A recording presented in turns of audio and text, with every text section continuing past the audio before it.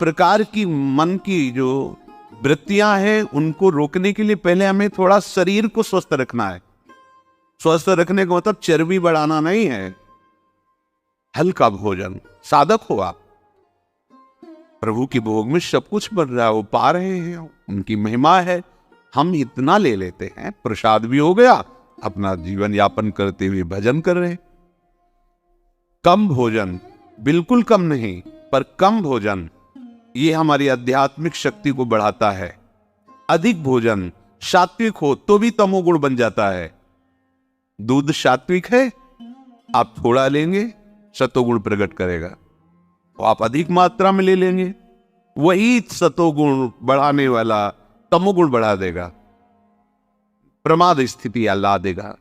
अरे भजन करने के लिए हमें जो अध्यात्म में चलना है, हमारी ये शरीर रूपी गाड़ी स्वस्थ होनी चाहिए।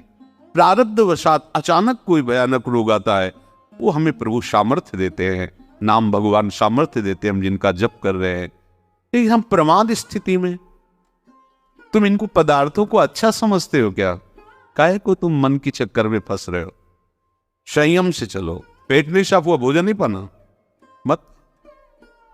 खीरा ले लिया, मूली ले ली, चला ले, एक बार दोपहर में पा ले, 2 खीरा 2 मूली, बस प्राण पोषण के लिए हो गया, अपने आप साफ हो जाएगा। सुबह जब पानी पियोगे एकदम साफ हो जाएगा। मान लो मेरी बात, ये माया की चाल है। साधु अपनी शरीर पर शासन करता है, इंद्रियों पर शासन करता है। शरीर को जितनी आवश्यकता बस उतना कठोर बनो, इस बात के लिए, अपने लिए कठोर बनो, दूसरे की पवाने के लिए नहीं। दूसरा तो भगवत स्वरूप मान, अपने लिए। हर साधक अपने लिए शासन रखे। पहले से देख लो, एक दिन पाके देख लो, मेरा 4 रोटी से काम चल जाएगा, बाल भोग की जरूरत नहीं। मत पाओ। जब आपका पेट साफ नहीं तो बाल भोग रुकेगा नहीं, राज भोग रुकेगा नहीं, क्योंकि बर्बाद ना हो जाए ना, वो शयन भोग रुकेगा नहीं। और वो फूलता चला जा रहा है, क्रम से मल की परत पे परत जमती चली जा रही। अभी आप परमार्थ के मार्ग में चले हो, आपको बहुत जरूरी इस शरीर को हल्का और स्वस्थ रखना, नहीं आपसे भजन नहीं हो पाएगा। ये एक दिन का विषय नहीं कि आप सत्संग में आके बैठ गए हो गया। आपको नित्य सत्संग करना है, आपको नित्य वाणी पाठ करना है, आपको नित्य भजन करना है। आपकी दिनचर्या, आपका खान पान बिल्कुल संयमित होना चाहिए। देखो, यदि आप गंदी बातें करोगे, गंदी हरकतें करोगे, तो विश्व में कोई ऐसा वैद्य नहीं कि आपको ब्रह्मचारी दवा से बना दे।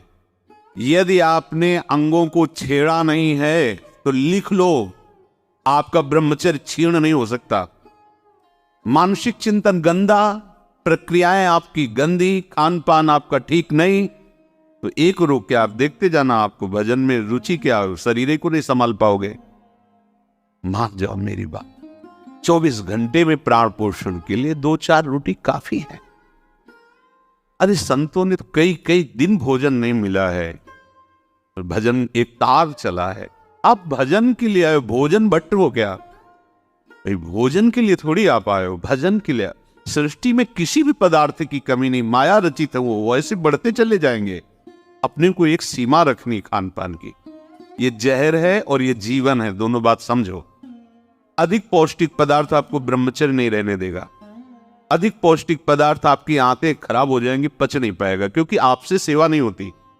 अगर 8-10 घंटे पसीना वाली सेवा हो कि फावड़ा चल रहा है, आप हल जोत रहे हैं, बड़ी मेहनत कर रहे हैं, दौड़ भाग हो रही, चलता रहे, आप पाइए पच जाएगा।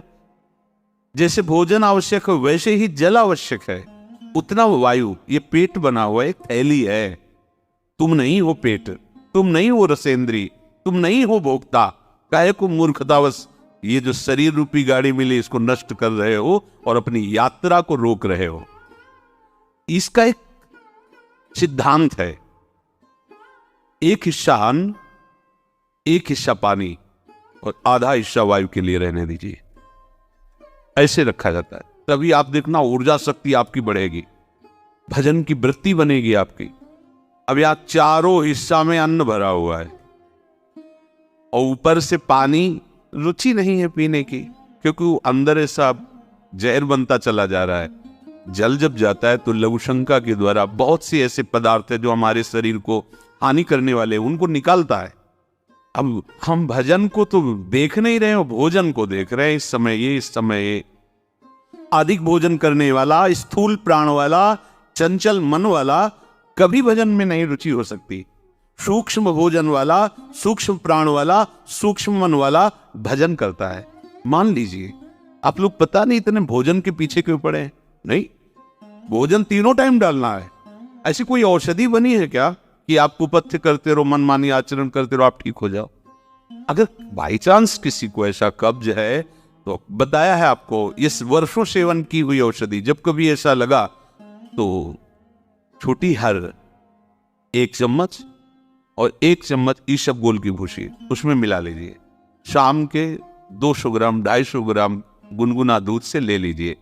ये ऐसी है कि आपको बार बार परेशान नहीं करेगी, पर ये धीरे से आपके कब्ज को, क्रम को नष्ट कर देगी।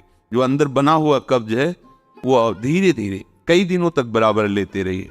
पकवान, गरिष्ठ पदार्थ ये उपासक के लिए वैसे ही अनुकूल नहीं, भले कब्ज ना होती तो भी अनुकूल नहीं।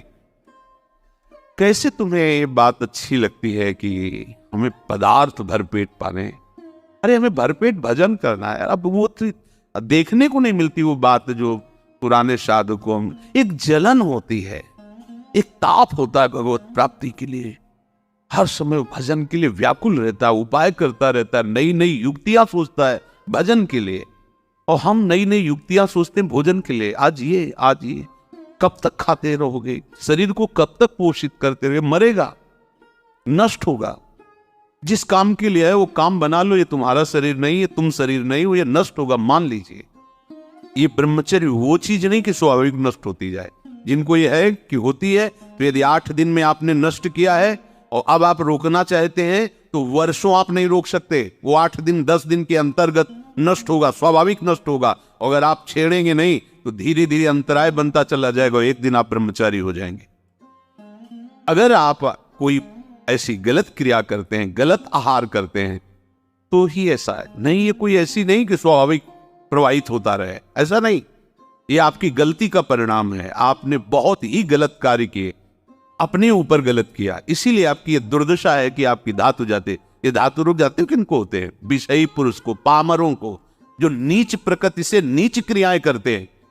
ये नई नई अवस्था के बच्चे धातु रोग से ग्रसित हो रहे हैं, कमर दर्द कर रही है, आंखों में कम दिखने लगा है, ये परेशानियां, वो परेशानियां। इसका कारण आप हैं। आप देखिए ना, इस विषय पर कोई चर्चा नहीं करना चाहता, ना सुनना चाहता। केवल पशुवत आचरण के लिए छूट मिल जाए बस।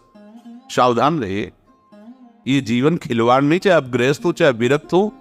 ये जो ब्रह्मचर्य है ये आपको अच्छा गृहस्थ बनाएगा, ये ब्रह्मचर्य आपको अच्छा उपासक बनाएगा। अगर आप इसको यूं ही छीण करते रहे, चाहे गृहस्थ हो या विरक्त हो, तो आप किसी काम के नहीं रह जाएंगे।